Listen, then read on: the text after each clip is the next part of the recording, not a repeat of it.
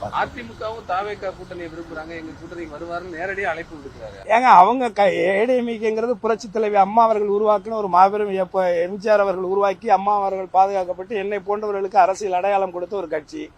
ஆனா இன்னைக்கு அவங்க நடத்துற கூட்டத்தில் அவங்க ஏடிஎம்கே கொடியை பிடிக்காம இன்னொருத்தவங்க கொடியை பிடிச்சி இவங்க ஆளுங்களே பிடிச்சிட்டு ஆட்டிக்கிட்டு இருக்கிற ஒரு அவல நிலையை நம்ம பார்க்கிறோம்.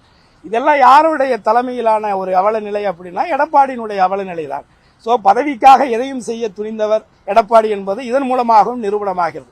தனக்கான ஒரு மாபெரும் இயக்கத்தை ஒரு எந்த விதமான ஒரு கட்டமைப்புமே இல்லாத ஒரு காட்டாரை போன்ற ஒரு வெள்ளப்பெருக்காக ஓடுகின்ற ஒரு ரசிகர் கூட்டத்தை நம்பி அவங்க கையில இவங்களே செட் பண்ணி அவங்க கொடியை எடுத்துக்கிட்டு இவங்க கூட்டத்தில் ஆட்டிக்கிட்டு அவர் இருக்காங்க இவங்க இருக்காங்கன்னு இப்படி ஒரு அவலமான ஒரு சூழலை நினைச்சு ஏடிஎம்கேனுடைய தொண்டர்கள் ரொம்ப குமுறிக்கிட்டு இருக்காங்க. நிறைய பேர் எங்கிட்ட பேசுறாங்க, ரொம்ப வேதனைப்படுறாங்க.